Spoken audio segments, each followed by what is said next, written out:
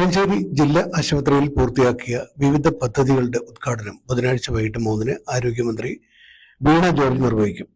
ലക്ഷ്യ നിലവാരത്തിലുള്ള labour room and operation theatre, നേത്രവിഭാഗം, വയോജന വാർഡ് എന്നിവയുടെ നിർമ്മാണമാണ് പൂർത്തിയാക്കിയത്. ജില്ലാ TB സെന്ററിനായി നിർമ്മിക്കുന്ന പുതിയ കെട്ടിടത്തിന്റെ നിർമ്മാണ ഉദ്ഘാടനവും മന്ത്രി നിർവഹിക്കും.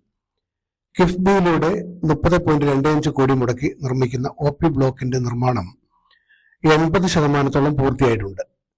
14 കിടക്കുകളുള്ള വയോജന വാർഡിന് 1.2 കോടിയും നേത്രവാർഡ്, OP, ഓപ്പറേഷൻ തിയേറ്റർ എന്നിവയ്ക്ക് 1.3 കോടിയുമാണ് ചെലവ്.